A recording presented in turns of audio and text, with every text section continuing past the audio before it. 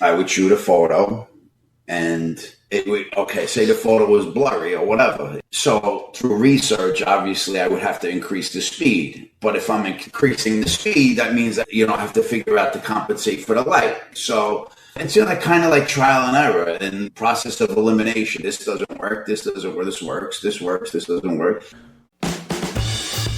Hey, welcome to the Beginner Photography Podcast, brought to you by CloudSpot, the easiest way to deliver and even sell your photos online. I am your host, Raymond Hadfield, and each week I interview one of the world's most interesting photographers to learn what it really takes to capture beautiful images and compelling stories so that you can start to do the same. Now, today is an episode from the BPP Vault where we revisit our treasure trove of interviews to offer both new and longtime listeners a chance to uncover the powerful lessons and insights and practical tips to enhance your photography skills. So whether you're listening with fresh ears or a new perspective, there's always something new to learn. In today's interview, we are chatting with street photographer Donato Di Camillo about uncovering humanity through photography. Donato is a talented photographer and an interesting guy, but the reason that I brought him on was because of the challenges that he faced when learning photography. Donato found himself in a situation that most of us will never find ourselves in, and he had the choice between continuing down the path that he was on or allowing photography to change his life. I hope that this episode puts the overwhelm that you may feel right now, and I hope that it puts that into perspective and leaves you inspired. So be sure to stick around to the end of the interview where I'm going to share my 3 biggest takeaways with you so that you can start to implement the wisdom that you hear on this podcast into your own photography. So with that, let's go ahead and get on into today's interview. Andrew Helmage of PhotoBizX, he reached out to me and he's like, Raymond, you got to check out this Donato guy. He learned photography while he was incarcerated. And I was like, whoa. So before we get into the photography side of things, did your interest in photography kind of come out of left field, or was it something that had been brewing and this was just kind of the straw that broke the camel's back for you? I think it came out of left field. It wasn't planned at all, really. I guess it just came from over the years, I was really big on programs like Nova and Smithsonian, what the hell's the guy's name? The guy from the BBC. I used to just love that kind of stuff. What's that guy? Attenborough. Yeah, sure. James Attenborough? Yeah, I used to love the way he talked and the way he presented animals and nature and stuff like that. So I was always curious about the world as a whole. I just think that I think it sparked curiosity. The photography came in through National Geographic and things like that. I think because reading the stories wasn't good enough. To see a wonderful photograph that depicts, it kind of brought you there. You know what I'm saying? It kind of brings you there in a sense. So I was always intrigued with stories and differences and people and even anthropology, the study of people it was always intriguing to me, that kind of thing. Why do you think that is? Why was it about science, nature? Obviously, James Attenborough's beautiful voice. I understand that, but it's the subject matter of all these stories. Why do you think that connected with you so much? I think it was because I was an immigrant and everything seemed foreign to me. It was just as a young kid, my family coming from Italy and their culture, they didn't know the American way. So I'd go to school, for instance, and they'd give me they cut my hair at home and just kind of just the bowl and just put me in mismatched clothes and they were kind of it was almost, I would compare it to peasants back, and I'd come home and I was tortured in school. And I didn't understand why, you know what I mean? I was why do I feel so different? And so I think I was intrigued by the way other people lived. And that was, I think, a catalyst that kind of made me explore different cultures and stuff like that. I think because I was so curious about other cultures and how, I don't know. I think it came from that, from me being different and wanting to understand more about people. That's pretty much it, I think. Okay. I think that's beautiful. So I guess where does the camera come into this? Because as I mentioned earlier, you had been incarcerated and I guess that's where all this started. But I guess why? Why photography? Why not writing? Why not reading stories? Why photography? Well, I suck at writing, so that was definitely not a choice. I loved I loved film. I loved old film. I loved watching any kind of film. I just loved how it was made. I loved even if it was a cheesy horror flick, like I would just absorb it so much better than anything else. Visual, that's how I learn. Even on the street, I wouldn't look at a street sign and say, oh, this is 75th Street or 76th. It would be like a building. That's what was the point of reference for me. It wasn't names of streets. It was, I know it by this. I just observed, I just sucked everything in. From an early age, I was always looking at my surroundings and kind of just absorbing everything. I don't know why, but I think that's, if that answers your question, I think it's just curiosity to, it's just the way it was, I guess. I don't know. I feel very similar, even though, as I was saying earlier, like born and raised in California, but like to today, we've lived in Indiana now for almost 11 years. And we've lived in the same town, essentially. So, like, I should know this town pretty well. And oftentimes somebody will be like, we'll be talking about something. And they'll be like, is that off 38th Street? I'm like, it's by the Little Caesars. Like, is that what you're talking about? So I totally get that. I think the visual medium, once again, is like, if that's your strength, play to that and like lean in.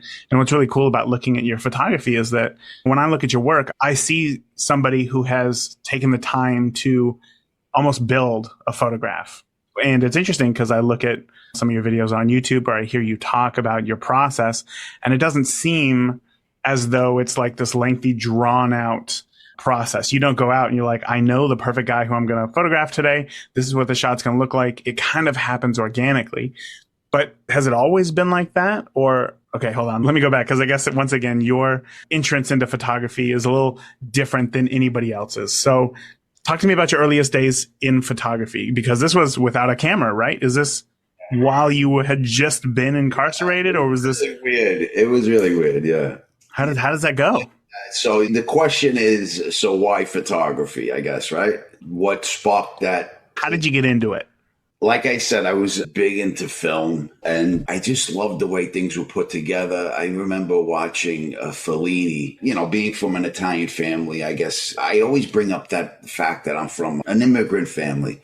I don't want to be, I don't be one-sided. I don't want to sound too prideful. But anyway, I think for my family, culture was an important part of growing up. My family used to make like homemade tomato sauce and homemade wine. And so culture was ingrained in my family makeup, growing up. So I was always curious. I think because of seeing different programs and watching different films like Fellini and seeing things unfold I'm like looking at this and I'm in amazement of how they made how Fellini would make something just flow so beautifully through his own mind, from his own mind. So I think, let me just stop because I'm babbling right now. I was in prison. I'm going to keep it nice and easy. And so I was in prison, and I don't usually like to talk about being in prison, but I'm going to talk because you're Andrew's friend, and I just, why not? So while I was in there, I think it was just, for me, it was like watching a film, like a crazy, nutty film. I was like, holy shit, this would be a perfect, this would be perfect. I would just frame out pictures in my mind and put together sequences, and me and my buddies would just joke around about this would be awesome and it would be great in a film, and because there was so many different characters there, and the strength of character was remarkable. I mean, you had artists, singers, and you had actors, and you even had a photographer there that would take pictures for people on their visits. It was just remarkable to me to see. I gotta say, there's so much wasted talent. It's sad. So much talent in those places. I mean, if I was a talent agent and I was allowed the opportunity to go scout somebody, I would go to a prison That's the first place I would go because they have nothing else to do but to create, to make their craft the best that they could possibly do. That's all they have. If I had a camera in prison, I would have been a beast, come out like a beast with that camera, seriously. And it's true for singers. I've seen opera singers, and because of the walls, that echoey kind of sound, it was just, you would hear someone singing at night opera. Like, Wow. be coming from like some skinny, like you would never think it was a guy singing it. So, yeah, so that I think it happened way before. I think I was always interested in visual because that was a better way for me to learn. But when I was in prison, it made me really see what the fuck, like real. I was like amazed by the different cultures and how everybody was kind of just grooving and getting along most of the time in one place. So that was really the catalyst to the photography, Okay, so you said that there's writers, there's lots of talent, there's actors, there's even singers, and people just have time to practice their craft. How does a photographer practice their craft? How did you ensure that by the time you got out of there, you'd be a better photographer than when you went in? You grow to, like, I mean, for me, my process, look, it's a funny place. And I didn't do a whole lot of time. I did a couple of years. And so you have people doing life in there and walking the yard and talking about, I got 65 years left. I'm like, I can't even fathom it. So right away, I'm thinking, geez, like, I'm wondering how the fuck would I feel if I was, excuse my language. Excuse my language. I'm notorious for this. I'm sorry. But how would I feel if I was doing 65 years? And I would look at people's faces and I would kind of like put myself in their shoes or kind of try to like absorb their energy, in a sense. It sounds weird, but yeah. And I got to talking to a lot of people and it just grew. It just was like it grew my curiosity about people more so while in there. And so for me, it was like every time I went out, I was always clicking off pictures in my mind. My God, if I had a camera in there, I would have a body of work. I mean, anybody would, but it was incredible. It was really incredible, especially, not to say that it was fun, but I would definitely go back. Really? I would definitely go back if I was allowed to go back with a camera and not do time. You know what I'm saying? Like just to hang out and take photos, not to go back. I appreciate the clarification. Yeah, it would definitely be an experience. Definitely. Yeah. Okay, so what I love about that is I feel like with a lot of new photographers, it's very interesting. They get the camera, they try to figure out how it works, and then they do the rest of the stuff later, right? Try to connect with people, worry about lighting, worry about composition, worry about that moment. But to me, it sounds like without that camera in your hand for 3 years, just taking those photos in your head, all that you could do was focus on moment and connection with people. And that's a strong muscle to be able to strengthen there. Like, so when you finally got your hands on the camera and you were allowed to take photos, tell me what that process was like for you. How was learning the technical side of photography? It was, you know what? I would go on, like when I came home and I would go on chat, people thought I was like real stupid. I was like, what's an aperture? Like I didn't understand I was like really, really slow at it. I remember talking to someone on the computer and they were like, Jesus, brother, like, listen, I gotta go. Like, really wearing people out, like for like simple shit. I mean, really, it's stuff. But I really wanted to learn, and I thought it was important because everybody would constantly say, "You gotta use manual. You gotta use manual. You gotta shoot in manual." Like, why not shoot in manual when I can learn manual? Why do I have to shoot manual? Like, you know what I'm saying? So. Yeah. I just kind of like, I put it on P for, professional. Of course. Yeah. We all know that's what it stands for.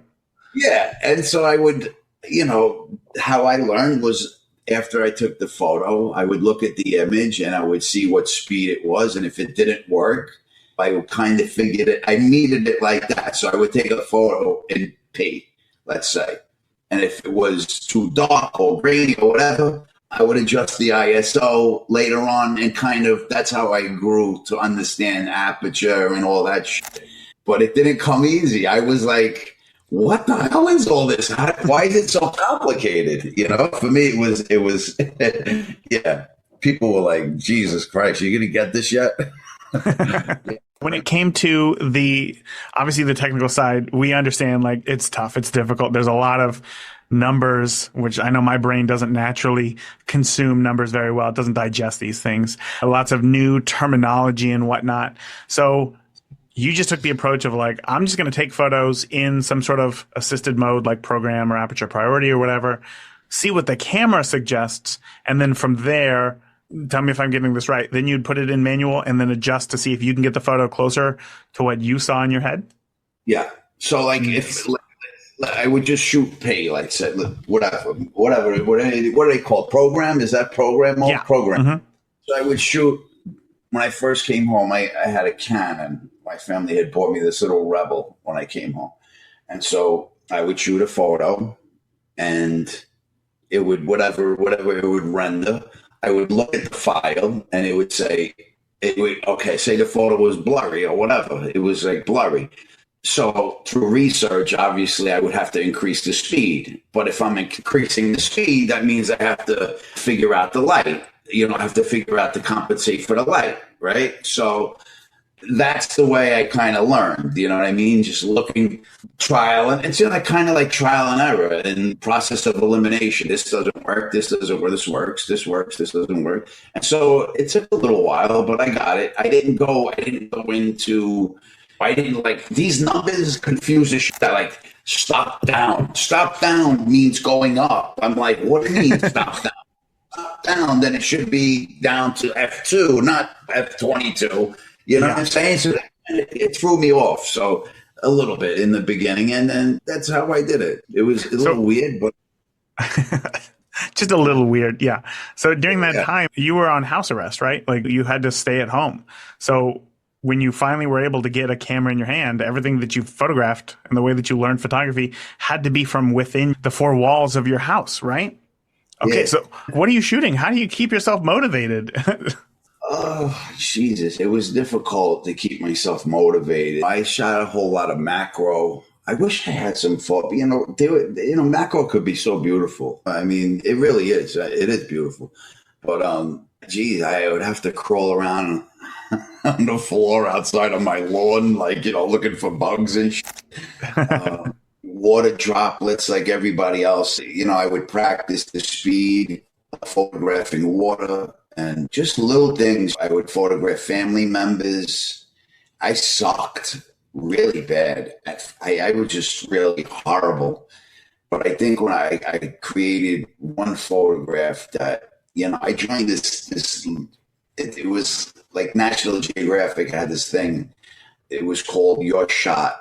And it was a platform for amateur photographers to have a chance to show their work on National Geographic. And so I remember the first time I was chosen, one of my pictures were chosen. I was like, holy shit, National Geographic picked one of my pictures. I thought I was like, holy shit. I was like, I called, I was so excited. I was like, I called my girlfriend at the time and told her National Geographic. But then I realized it was just a real, it wasn't that big of a deal. But to me, it was a big deal. And so those were the things that kind of made me move forward in photography. It made me think that maybe I got something in me that could make a nice picture, that makes good pictures. So, yeah. So where did that go from there? Because at some point, now you're photographing people, right? Was that photo that you had for National Geographic, the My Shot, was that of a person? First, I had taken this photograph of, at the time, my dad and my mother. I was visiting my mom, and she was assembling something, Christmas light. She was taking Christmas light, whatever it was. And I had made this photograph of her. She was unpacking this picture of Jesus or whatever. And so I had taken this picture of her unwrapping this, or putting it away. I'm not sure what she did, but anyway, I called it Saving Jesus. I think she was packing it away. And so there was a whole bunch of stuff in the frame, and I just clicked it off, and it was just her leg showing. I have it somewhere. Maybe I could show it to you. And that was one of the photographs that were done while I was on house arrest. And so it was actually really, a lot of people wanted it. They wanted to buy it. So I was like really thrilled with that, as you might guess, you know? Of course, of course. So you got this photo of your mom during house arrest. You submit it to National Geographic. They're like, this is a great photo. So then they share it, right? I want to know now when you get to the point, because you start photographing macro, you start doing these things around your house. Did you always have the end goal of photographing people, or did it just kind of develop organically for you? It developed organically. I think because I'm a very sensitive person. I mean, it may not seem so, but I'm very, because I can be a little kind of like a little loose. I'm not very shy, but I'm very sensitive when it comes to people, and I'm kind of empathizing and all this stuff. So I think I just wanted to know people. I wanted to know myself better through the hearts of other people. And so I think that was really the catalyst to kind of really photograph people. I wanted to know more. I wanted to know people. I wanted to know their stories. I think I was just trying to find where I belong in the photography world. And I think it was through people that was what kept me curious, I think, and wanting to do more. If it wasn't for people, I don't think I could be, unless I had the opportunity to go and shoot like wildlife in Africa or something like that. Unfortunately, we don't have that luxury all the time. I wasn't really big on sports photography. I like crime, but crime involves people. And so, kind of all tied into that kind of, I like the gritty kind of side, just people, really. I was always intrigued with people. So today, like when I look at your website or when I look at your Instagram, it's full of photos of, as you're saying, people, but it looks like, I feel like I have a hard time kind of defining your photography, because part of it feels like it's street photography. The other part feels like, no, like these are definitely portraits. Like, where do you think that balance lies for you? I don't think there is a balance, to be honest with you. I think it's what I feel at the moment. I can't see myself just shooting one thing and falling into that trap of being categorized as, well, yeah, I like portraits because I think I'm good at making portraits. That's one thing. And number two, I think it kind of brings us together. Like when I'm creating a portrait, it brings me together with who I'm photographing. It kind of answers questions for me because I get to talk to the people. It becomes more intimate for me. And I like that journey. I like to know people, and I like to understand what the hell's going on around me. I want to understand people. And so I think that goes right back to from when I first started with the whole prison and imagining different situations and people being part of and the cultures and all that. I think it comes through most of the time for me in portraits.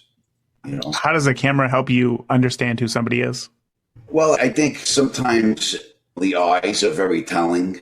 Look, we could take a picture of somebody and it could be completely, you might think the guy's a homeless guy, but the guy's very wealthy. But I think for me, it's more of a personal journey to understand people.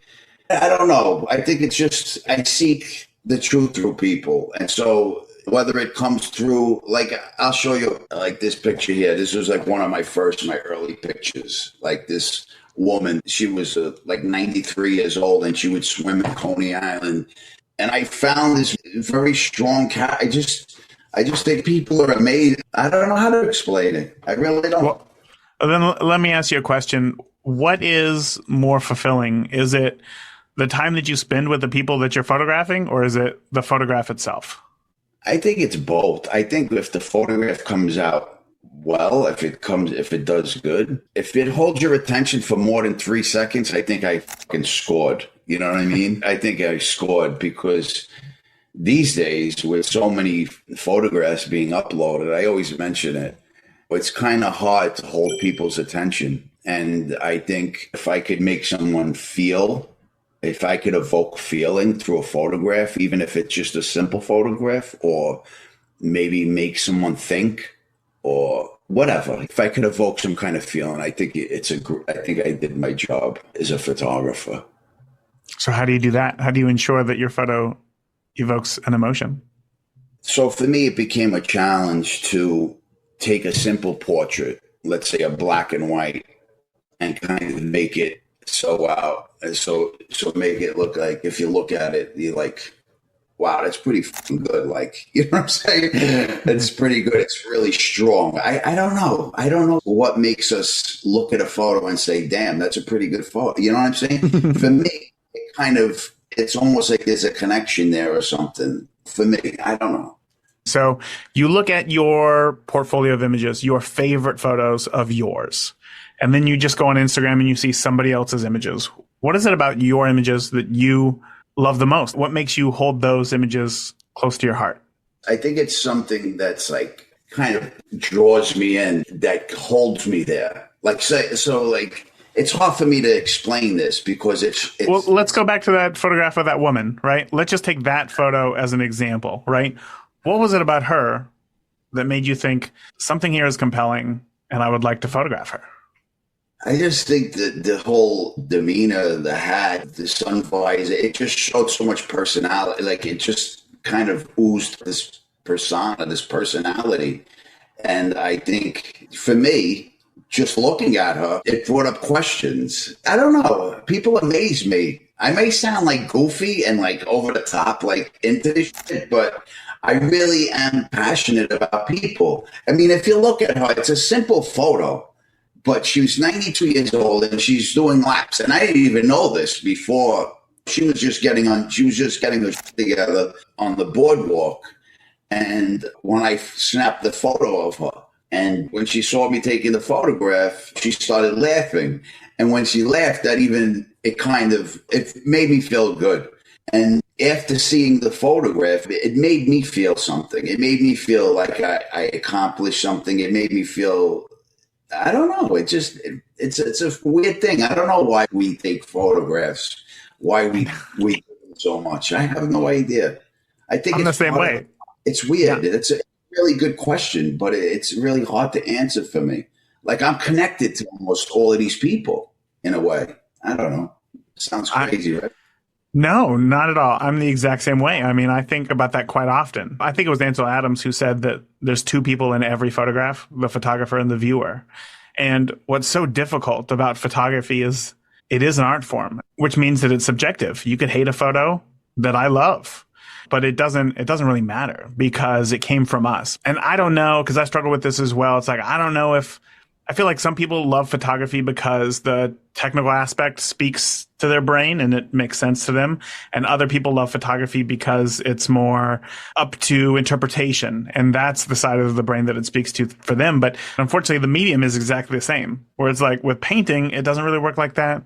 Maybe with writing, I don't know. I'm not very good with words either. So that's where I see that. So answering that question of like, what is it that interests you most about something or someone to want you to take a photograph, I think is what drives me to continue this podcast. It's like, that's what it is that I want to know, is that I want to hear the answer from everybody. And fortunately and unfortunately, sometimes the answer is I'm still trying to figure that out myself. But when I look at your photographs, I think the thing that you said there was that like something about her was intriguing. It made you ask questions in your head, like, what is going on here? And every single one of your photos that I look at, that's the exact question that's going through my head. What is going on here? You know, and it's interesting enough to where I want to look at it even longer. So I guess my next question for you is like, how much time do you spend when you go out and you shoot? And then second of all, how do you decide what it is that you shoot? What is it that has to pique your interest enough for you to dive deeper into that? That's such a great question because today it's like, wow, where do you like find another? Like, we try to, as photographers, we want to bring something fresh to the table. It's obvious we want to bring something fresh to the table. Like an artist, you know, you don't want to keep throwing up Picasso and doing duplicates. For us, I think what keeps us motivated is always that journey. And it's kind of an adventure to kind of look, kind of try to find something different that speaks to us. You know what I mean? So I think the question was, what keeps me going? What was the question again? It's when you're out shooting, what is it that sparks your interest to take a photo of something or dive deeper into figuring out what is it that's interesting about this enough to take a photo of it? Yeah, I think it's like what we mentioned. I think it's something I want to bring something riveting, even if it's a simple portrait. Many of my photographs are portraits because I think I tend to like to get close. And I don't mean just close like with the camera. I mean close to people. You know what I mean? So I think if you could pull that off, for me, it's difficult. It's difficult. And I went out the other day and I haven't really been photographing much at all. I went out the other day and I took maybe two photographs. I mean, there was nothing really that was fresh and new or a look that I wanted to engage in. This is just me. I think it has to be something that like really resonates with me. And that could be anything. But most of the times I like photographing people up close. I think I have to feel something. There has to be some kind of feeling there. Like I was walking down the street and I had my camera and I'm saying, that would be a good shot. That would be a good shot, but it's been done to death. You know what I'm saying? I mean, I'm not bringing anything special to the table. And so for me, I think that's really the important thing, to kind of try to introduce something new, or even if it's a simple portrait, try to bring it to where it's going to hold my attention as well as the viewer. I think that's important for any successful photographer. I think people should look at it and say, that's nice, even if it's just a portrait. There's so much to think about there. When it comes to, as you said, getting closer to somebody, not just physically with your camera, but actually building some sort of a connection with them. I've seen videos either on your own YouTube where you're talking with people for a period of time before you take their photograph. You have to see something that interests you. How do you approach somebody? This is one of the hardest things for new photographers. And as you just said, it's still a difficult thing for you. So how do you approach a situation like that to take a photo of somebody? I got to tell you, it was painfully difficult for me I feel comfortable where I shouldn't feel comfortable. So if you put me in prison, like if I was in prison, I understand that mentality. The mentality is not very hard to understand for me because I grew up around that. It's pretty sad to think that I grew up around that, but I understand it. I understand the nature of the beast. So, but photographing different cultures and different people and approaching, let's say, someone from Pakistan or a woman with a full burqa on and just seeing her eyes, that's difficult to do for me. Like to walk over to someone they're very against it, number one, and to try to get them to understand why I want to photograph. Most people it depends on how you approach it, but that was very tough for me. That was a difficult thing. But all I could say is it takes a lot of practice and a lot of, you have to want it, just like anything else. You know what I mean? You have to really want to make that connection with people. And I think once you establish that with yourself, I think people see it in you. For me, and I'm going to use something that I think his name was Bruce Davidson, said in an interview once. He would go to certain places and he would frequent that certain area. So this is what I do. I do it unknowingly. Then I heard Bruce Davidson talking about it. So he would go to a certain area and he would photograph that area for a while. And people would get to know me. They would say, that's the guy with the camera. That's the photographer guy. So I would become part of that backdrop. I would become part of that little piece of culture there. They would see me every day, go in the bodegas, go in the stores or whatever. And so I wasn't unfamiliar. And so it would be a kind of a way for me to get in. When people are familiar with who I am, they know that I'm not some creep trying to take a picture of their kid. You know what I'm saying? Yeah. They start embracing you slowly. That's another way that I was able to kind of penetrate, for better words, different social structures and such. You know what I mean? That was an easier way, but you have to kind of work that area for a while, just like the beaches of Coney Island. It's not easy. It's not easy to take pictures of people up close. And I get pretty close.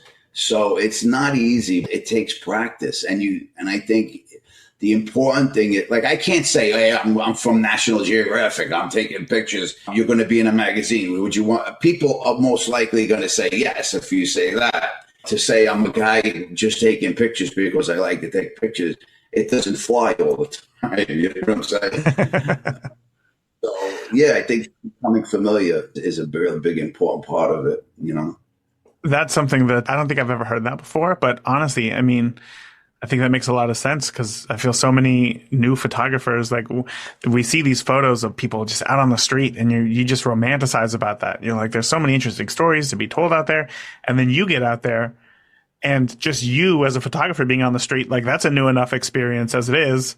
And now you have to go up and talk to somebody that like you don't know who they are. And that's an entirely new experience that it can kind of be overwhelming. So just being in a place consistently so that you kind of get rid of that. So now it's just approaching somebody who now you've seen several times, hopefully, because they've just been out there. That makes it a whole lot easier. That's a fantastic tip that I hope a lot of people take and really implement that. Was this something that you heard later on, or was this something that you heard early on and that you implemented right away? Or did that change make a big difference for you? No, it kind of mirrored my situation in prison. So like I was constantly there. And so people like the Mexican crew got to know me, the Italian crew got to know me, the Albanian crew so they were familiar. They knew who I was. They knew I was a good guy. They knew I was trustworthy. They knew I was a stand-up guy. I had my word. So they knew all these things about me. And look, today's world, I think everybody wants everything like this. Especially with the younger generation, everybody wants everything to happen with the social media. And I get it. Everybody wants that instant gratification. But if you really want something that's worth it, then I think it deserves a little time. If you want to get in there, you want the juice, then you got to squeeze those apples. And so people became familiar with me. And I would suggest that it's a really good tool. And I think it did come from being confined, not only in prison, but to a social fabric. Like I was from an Italian heritage. So I was like kind of encapsulated. I was in this little bubble, let's say. So I was in an Italian area. Everything was Italian, the Italian market, Italian vendors, Italian. So to go outside that, it was uncomfortable. You know what I mean? So I think getting comfortable with a situation is always important. It doesn't make it a lot easier to go talk to a person because it's still difficult, but it makes it a little easier, if that makes sense. Yeah. I'm sure that you don't go out and every single one of your photos is just a complete killer. How do you deal with the frustration of not getting the shot? I'm sure that before you approach somebody, you kind of see a photo in your head. So how do you deal with not being able to capture it for whatever reason, whether it be them or the scenery? What do you do? I mean, I don't get photos all the time. I mean, it's never, it doesn't happen too often. It's difficult to get a good photo. People think making portraits is easy. It's not for me. I got 3 seconds. Like I really literally got like 5 seconds. I can't take the guy or the woman for like 2 hours and say, I want to take your portrait. Okay, turn this way, turn that way, lean your head here, come into the sun, go here. They're not gonna, people, they're not doing that. So I got like literally 3 to 5 seconds to nail this sucker. If I don't nail it in 3 to 5 seconds, it's gone. It's gone, brother. It's, what do they call it? Fleeting. The moment is fleeting. Yeah. And no, I don't get pictures that easy at all. It's very difficult. But when you do, that's the reward. You know what I mean? Okay, so tell me, do you go through periods of time where, for a week it just doesn't work? Or is this more of like the outlier when a photo doesn't come to the way that you saw it in your head? Yeah, man. I go for months without getting a fight. Listen, it's not, I wish I could crank out photos like that. I haven't been photographing. I got to tell you, ever since the COVID thing came, and it put a real damper on a lot of people's feelings and the way people are kind of like handling everything. You know what I mean? So generally, I think the tone in on the streets, you know, is kind of, man, I don't want to take a picture. You know what I'm saying? Yeah. It's a bad time for everybody, I think. So, you know, not to say that I can't go out and make photographs, but I needed to lay off for a little while to kind of, I'm waiting for this to kind of, this is, we've been in such, I don't know, it's just a weird time for me. I don't know if it's the same for everybody else, but I've called people from Miami and asked about like the Miami, there's a museum there, Miami Street Photography Festival. And I spoke there a few times and I called them. I reached out to one of the founders and I said, yo, what's up? What are we doing this year? Are we doing anything? Are you guys doing anything? And they're like, nah, it's a bad time. Everybody's kind of like, people that I speak to anyway, you know, it's kind of, it's hard. You got people walking around with masks still. It's just not it's for me, I kind of laid off for a little while, but I think it had a lot to do with it, with me not making photographs for a while. This whole COVID thing kind of put a damper on it. I know that we talked a little bit about motivation earlier, like when you were at home and, you know, you really couldn't go out and photograph people. But how do you deal with this motivation now? Because if it's that thing that you love so much to go and connect with people and get to know who they are so that you can see yourself in their photos and then capture an image of them. And if you're not able to do that, how do you keep motivated? Like, are you looking for the light at the end of the tunnel, or is it something, are you going through your old photographs? What are you doing right now? The last thing I want to see is my photograph. Really? I don't want to see any photographs anymore. No, I can't. I'm done with my old photographs. But as far as your question goes, I'm just like right now I'm working on one thing and I can't focus on anything else. So I'm working on victims, people that have been stabbed, people that have been stabbed in New York City. Well, New York City because it's accessible to me. It's, you know, I was granted the opportunity. So I'm doing crime victims. And the reason why I chose stabbings is because it's so goddamn, like, you have to get like really close to people and like kind of, it's like really personal. And so when I was reading an article about how many people were violently attacked in this during the COVID, since this whole thing happened, it's alarming. The numbers were crazy. So I reached out to this crimes victims. They have, you know, all these different organizations. And Sure. I was actually, how it sparked my interest, I was going through images on Instagram. Somebody said something about made a comment. And I said, wow, let me see, you know what, maybe I think I have a couple other people that have scars. So it's really like the scars that are left behind from these victims and what their stories, you know, the stories behind it. I'm intrigued by that. What happened? Like, what the hell happened? This guy got ripped in the back. He got like fucking 400 stitches across his back. Oh. When I took his photograph, he told me this story, and I was like, it's hard to believe that a guy could just come out of a car, pop out of a car, and just come across with a carpet cutter and rip his back apart. And so I took that photograph, and when he spoke to me, he spoke like it was really like commonplace. Like it was like really like, yeah, man, I was hanging out and the guy came out and I even got a soundbite of him talking. The guy came out and just ripped me across the back, and what I felt was like burning. And I was like, shit. I was like, what did you do? What did you do? He's like, I didn't do shit. That's the funny thing. I don't know if I believe him, but that's what he told me. And so that and a couple other, you know, someone with a scar across their face, they call it in prison, they call it $1.50. I don't know why they call it $1.50. I have to do some research behind that, but $1.50 is when they cut you from, I think it's when you talk, they cut you from ear to your mouth. And so I took a photograph of this guy that has this really deep cut and it looks like an extension of his mouth almost. So yeah, I'm doing a body of work with these kind of images. They're very strong, but it kind of tells where we're at in our social kind of fact, like, socially, where a lot of people, there's a lot of tension in the air, I think. For me, I'm seeing anyway, political tensions, all kinds of shit going on. So I'm familiar with it, like I said. So yeah, Well, I'm if the sorry. images are half as powerful as your words were there, those are going to be incredible. Because, I mean, I could see the photos in my head and it just, I cringe a little bit. And I'm sure that people are listening right now and they're cringing a little bit. And I know that there's organizations where you can go into a hospital and you can photograph a family who maybe they've lost a child or something like that. And you can go and you can kind of help out in these situations to either bring some peace or whatever. What is it that you hope to do with these photos?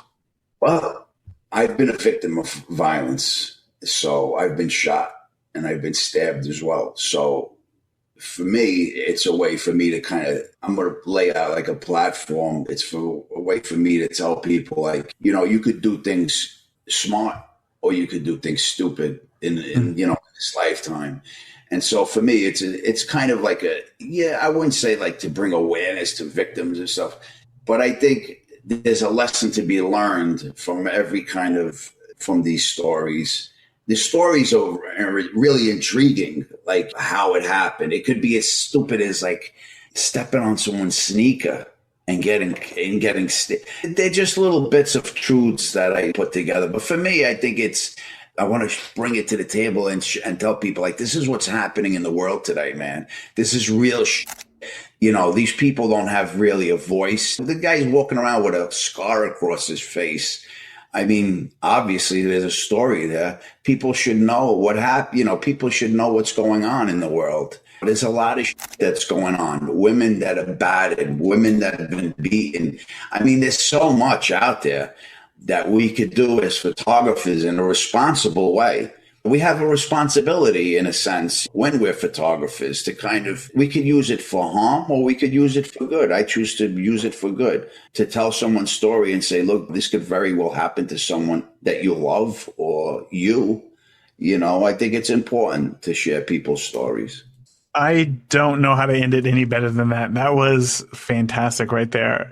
Being able to use your camera for good, I think, is something that everybody truly aspires to do, but very rarely do people take the actions to make that happen. And I loved hearing your story about actually making that happen. So, Donato, I really appreciate your time today and everything that you shared with us, and obviously your story and your tips as well as how we can be better photographers. So, before I let you go, can you let people know where they can find you online and see some more of your work? I'm going to start releasing more work, but really I use Instagram these days. I haven't updated my website in probably years, but yeah, most of it, like if you see any new work, I'll be posting it on Instagram. I took a long break, about a year or so, maybe a little bit more, but like, yeah, Instagram, you'll be seeing a lot more new stuff. Probably in the new year, people will start seeing some really strong stuff, hopefully. Huge thank you again to Donato for coming on and being so open with everything that he shared. I got 3 takeaways for you that I want to share. The first one is overcoming challenges. Let's start with the obvious. Donato learned photography while he was on house arrest. He couldn't go just walk the streets. He couldn't wait to find something worth shooting. He couldn't go to the store and buy photo supplies. He just had to work with what he had, and he did the best he could. That's it. And guess what? That's exactly all that you can do too. Work with what you have to do the best you can do right now. That's it. Overcome those challenges. Takeaway 2 is to connect with your subjects. People simply want to feel seen. If you're a person first and connect with another person, they will feel much more comfortable in front of your camera. If you are a photographer first, where your goal is to get a photo, and you try to connect with a person knowing that you only want them for this photo, you're going to have a much more difficult time. So just be human, be yourself. Treat others how you would want to be treated if they came up to you with a camera. And my last takeaway is to practice responsible storytelling. We humans are messy and we are complicated, and our cameras with the same image can build something up or tear it down. You can't control how others see your work, but you can control the images that you take, and you can also control the images that you share. I want to invite you to share your biggest takeaway in the free and private beginner photography podcast community, where you can connect with me and others, along with share your ideas and ask questions. So come join us. You can sign up right now over at beginnerphotopod.com/group. Again, that's beginnerphotopod.com/group. And that is it for this week. Until next week, remember, the more that you shoot today, the better you will be tomorrow. Talk soon. Thank you for listening to the Beginner Photography Podcast. Keep shooting, and we'll see you next week.